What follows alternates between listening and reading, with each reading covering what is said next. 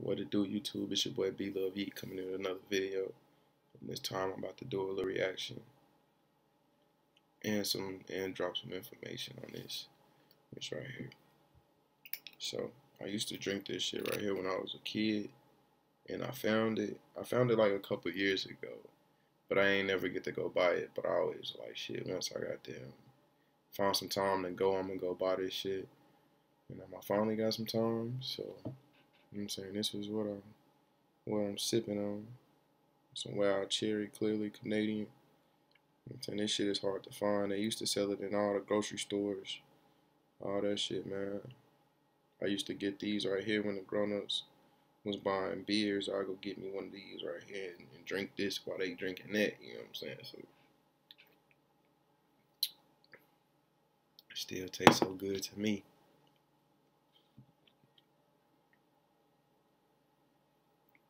Oh, man, it's the best water ever right there. But yeah, they sell them at World Market. World Market, if they got one around y'all, these shits, they got World Markets all over the country. But if y'all know where World Market at, go pick you up some. Motherfuckers ain't cheap. 12 packets, $40, you feel me? So yeah, that's the thing. But they hitting though. They still taste the same. They ain't changed shit. But let me go ahead and get into this review.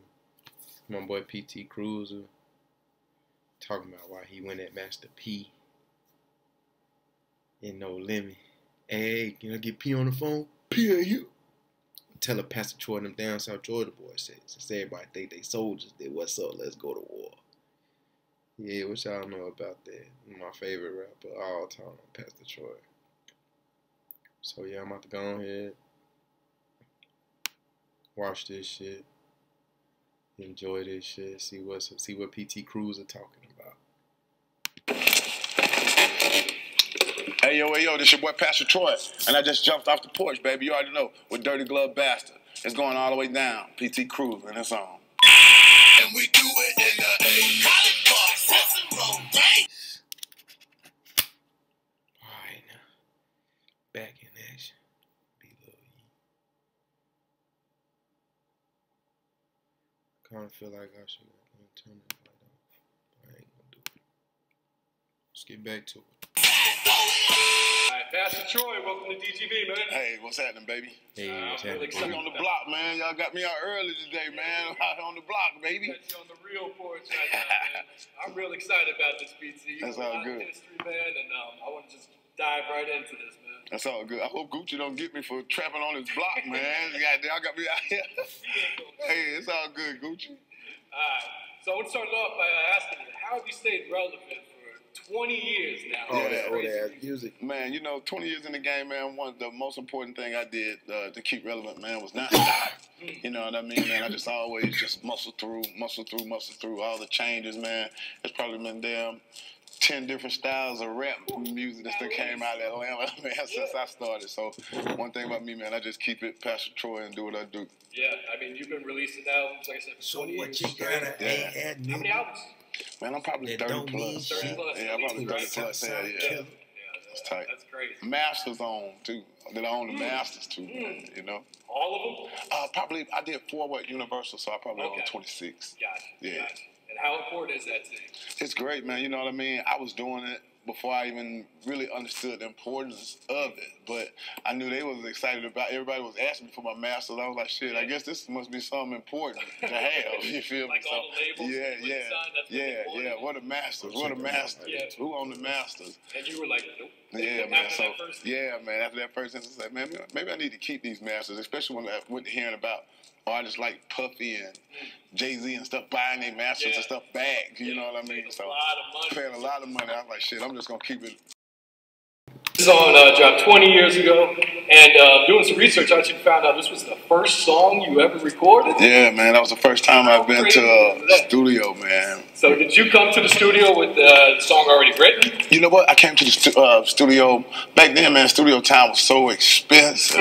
You know what I mean, man? It was nothing like just having a studio in your room and all this stuff. So you go to the studio back in those days, man. They charging you a couple $100 an hour that you ain't got. You got to come prepared. You feel me, man? So when I walked in that joint, it was crazy. The first time I went to the studio, plugged the drum machine up. The engineer was like, okay, separate the bass, send it out audio 1, send the snare to audio 2. I'm sitting there like, oh, I just listened to it out the headphones. Just plug the headphone jack up and we'll listen like that. He like, right. Let me tell you something. This is a professional studio, man. Don't be in here wasting my time, and I don't want to be in here wasting your money.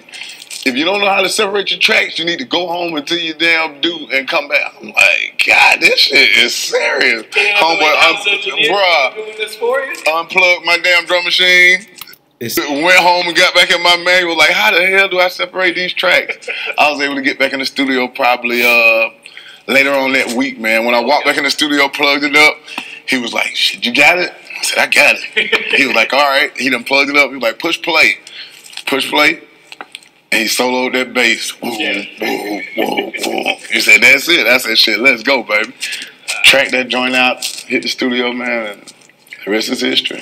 How many songs did you have written when you went to the studio that first Man, dog, we did like 10 songs in a week. Yeah, we did about 10 songs in a week, man. So how we went in there, I had all the songs together already. I had practiced them so much that when I finally went to the studio, man, I was able to spit them. That's how you're supposed to go to the studio. And you produced some of these. Yeah, man. I did the drums on all of them. And if I didn't co-produce, I produced the whole track. Yeah. It was difficult, man. You know, back in the day, it's crazy, man. 20 years later, and I'm finding myself back at that place where I can't get the beats that I want. Really? Yeah, man. I'm back to making beats, man. I had to go dust off the drum machine, man. But I love it, man. You know, producing. Nigga, you better buy you. It's dope being an artist that can produce because it's 100% of my thought. You feel me, man? That's different. You know what I mean, man? It might be what makes stuff so mysterious when people can produce and put the lyrics on top of it. Look at Kanye. You know, just the producers that can do it. And music be different. You feel me? Yeah, there's only a handful of artists that actually. Yeah, they can do it. Yeah, man. All right, so I always want to know, why did you decide to go at Master P on that phone call intro? Yeah, you know what, man? We didn't have nothing to lose. Yeah. You feel me, man? We didn't have nothing to lose. Some little boys in the studio, man. Shit ever. Fuck it, man, dog. Man, Master P killing you. My homeboy used to always fuck with me, man. That shit all right, but Master P killing you, man. You know what I mean? It was kind of like inside motivation. Yeah. You know what I mean? It finally got to the point where I was like, man, my shit jamming. I'm not studying Master P, man. I'm talking about, man, I just cussing my friends out about this shit. So it finally got to the point where, man, I just had to say, fuck it, man. We ready down here in Georgia. Yeah, so it's more just kind of taking a shot at who was on top. Yeah, whoever was on top, man. It could have been anybody at the time. You know what I mean? It wasn't nothing like we wanted to go and kill Master P. No. I got a lot of respect for him, man. You know what I mean? For somebody to even, to be the person, to be attacked, you had to be doing something right. You feel me, man? So it's good. Much love, P. Have you ever ran into Master P? We haven't really chopped it up, man. We have never really chopped it up. You know what I mean? I talked to C Murder, man, since he's been down and everything, but it's cool. 20 years, man. We ain't had no politics. Yeah, I was going to say, just keep it cool. You know what I mean? Yeah, it's all good. It's all good. Yeah. What's the energy like when you perform that song today? You already know. Like 20 years ago. Yeah, you already know, that's man. Right. You know, that song was really like, that's really Georgia's battle cry. That's what my boy Bigger Rankins always tells me, man. That was the battle cry for Georgia. We never had that. You know what I mean? Somebody to represent us like that.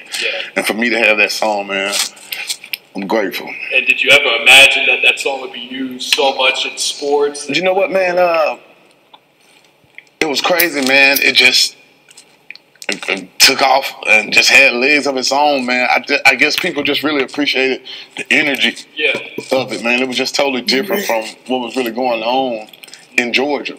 So for us to have some music that brought that kind of energy, man, the bands latched on to it from high school to college to Rick ballparks, the football teams, you know, it just went out of control. Yeah. Hell, man, Beyonce just performed it on Coachella, man. So we got that kind of opportunities off of that record, man. 20 years ago, man, you know. So what was your reaction when they reached out to you about that? I was like, what? You know what I mean, man? It was actually real dope, man, to have the they actually used it for the official trailer for the Homecoming joint. So that was a pretty big look, man. Me and Maya Angelou on the Beyonce commercial, I'd take it. Yeah. Big right there. For sure. And I doing some research, I learned you didn't put "We Ready" on the chorus until like a week after you had recorded it. Yeah, man. You know what? I had dropped it, and it was the last day we were listening to it, man. Listening to it back, it was just no one playing GA. Yeah. I just told the dude, man, give me another track, man. Let me go in there and add this part. You just felt like it was missing? Yeah, man, just something else to rock to, and that We Ready was the best thing. I was so happy I went back in that damn studio. Good shit, man. Yeah, that definitely set it off for you. Yeah, man, took it to another place. All right. And you wrote the majority of your debut album, We Ready, I Declare War, in church? Yeah, man, you know what I mean? I always, my dad is Pastor Troy, a lot of people know. So with my dad preaching, man, he just always gave real knowledge, you know what I mean? Real stuff that you can apply to life, you know what I mean? And a lot of my friends weren't in church, but I was, you know what I mean? And I really wanted them to not miss out on some of this good stuff that I heard. So I just take it and put my kind of twist on it and try to reiterate it to the people. So you were actually taking like things he was saying. Yeah, man. Just trying to work it in, just working it into the music, man. You know what I mean? Come on. Ain't nothing like the motivation and encouragement that you get at church. You know what I mean? I just try to take that and apply it to my boys in the streets and the stuff that we have going on, man. You know, some people are not going to be able to relate to it coming from a 60-year-old man, you know, with white hair. But here I am, a younger brother, somebody they can relate to. I'm still saying the same thing. You know what I mean? Might add a cuss word or two every now and then. All his new it's pretty music much the sound like same. the old shit. I got you. Yeah. And you state that this album opened up the doors for the Atlanta gangster rap scene. Oh, yeah, man, most definitely, man. You know, no disrespect to Outkast or, you know, Goody Mob and stuff like that, but that really wasn't just just gangster music, they were man. on soul. You know, man, it was just a different music. You know what I mean? Done in family, we're doing one thing, but Pastor Troy came out the trash can. I came with a whole nother sound, man, with a whole nother energy. It's dope. I'm from Atlanta, but I went down to Augusta, to Payne College, and that's where I was first respected as being a rapper. I was able to introduce myself as a rapper. You know what I mean? I was 2 hours away from home. Didn't nobody know me. Whoever I said I was, that's who I was. You know what I mean? They were like, man, shit, where you from? Atlanta. Oh, Atlanta's hot. Y'all got Outkast. Y'all got Goody Mob. What you do? I rap too. You know what I mean? That's the new hot thing. Yeah, I rap too. But little did I know that it would turn into, hey, man, that's Pastor Troy. He rap. Hey, that's Pastor Troy. He rap. I'm like, damn, man. They are actually calling me Pastor Troy and saying that I rap. You feel me, man? So I got a special place for Augusta in my heart, you know what I mean? Where Michael Troy, I'm from Atlanta, but Pastor Troy is from Augusta. You know what I mean? Kind of, a lot of people don't understand how you got to work that, man, but I'm from two places. Yeah, that's that rap shit. And a lot of artists here in Atlanta started like mimicking your sound or you know, using the same sound. Oh, yeah, man. You know what, man? You know, it's cool, you know what I mean? It's crazy, man. You can't deny it. You can't deny the impact that Pastor Troy had in the 8, man. You can't deny it. A lot of the dudes, I don't think they know how to pay homage or give respect without feel like they being slighted or overlooked. You feel me, man? I ain't tripping about you, man. You know you can't fuck with me. You feel me, man? I don't be tripping on it like that, man. So it's cool. Artists, if y'all listening, Pastor Troy is not tripping on you like that, man. Calm down. Give respect, goddamn what respect is due, because you know I know the truth about all this shit. You know I was there the whole ride. You feel me? I know when you started. I'm on everybody's first album. Not on mine. You feel me, man? I didn't call nobody to get on their album. You all called me. So, shit, nigga throwing shots at you feel like you get your respect or your credit for changing the sound of it? I don't think So I can always keep on raising hell about it. So I can keep raising hell about it. So I can keep raising hell about not getting it. They try to give it to me all the time. Well, what fun is that? You feel me? I won't be able to keep raising hell about not getting it. Yeah. Don't do it. All right. And what about the current scene here in Atlanta? Do you feel like these artists are putting on for the city in the right way? You know, it's cool. Everybody's doing what they do, but you wouldn't have made it coming up when we came up. You know what I mean? Like I said, man, I was telling on another interview, man, you just got to respect the crumbs that we dropped for this thing, man. You know what I mean, bruh? It was a day when the radio station wasn't playing. What? It got a guitar in it and it's rap? Hell no, we'll never play that. You know what I mean, man? What the bass and the stuff the tempo that's playing on the radio now. I was the artist that went through that'll never work on urban radio. You feel me? But I'm still up there. Well, but this is my single. This is what I'm rolling with. You know what I mean? For now, them to see the records at the top of the charts with the same tempo, man, with so many elements from then, I just sit back and say, little do you know what I mean? How soon they forget, you know? But it's cool. I like it, man. You know what I mean? Challenge yourself, though. That's what I ask all y'all young artists to do. Challenge yourself. If you goddamn made that shit, man, and it was just that so simple, man. If you wrote your rap, man, and you feel like you ain't even have to think about it and you done, really think about it, man, and challenge yourself. I mean, I always look for that, man. I'm looking for that even now as I finish up this new album that I'm about to drop, man. I'm still challenging myself with my pen. You know what I mean, man? Coming up with concepts for the song. Not just going to this motherfucker spitting about what kind of car I got. I got this kind of ring, this chain I'm with. That's cool. You know what I mean? That's fine and dandy. But try to use this music and this tool for a little bit more than that, because people they needing it. You know what I mean? The people needing it. They're looking at you now. They trusting you to tell them something. You know what I mean? When we see the stuff in the community, man, it's almost like a hand-in-hand reflection of what's going on with the music shit. So when the music morale is low, the crime and shit, it spills out into the streets. You see a lot of that bullshit going on, man. You know what I mean? So I encourage and challenge all the artists, man. Let's tell both sides of the story. Let's not tell the damn that side. Let's talk about some of the consequences when this shit don't go right. You feel me, man? Motherfucker might jump out there. I'm in my Maybach with a brick on my front seat and goddamn, I'm going 1,000 miles per hour. Okay, that sounded dope. Now rap that verse about when they pull your ass fucking over with that shit. You feel me? How that will end up. So, both sides. I got you. Yeah, that boy PT Cruz. He went off. Yeah, he was definitely going at that nigga Lil Jon on the low key. He didn't say nothing about Lil Jon, but he brought up that Master P though. He definitely said Master P name.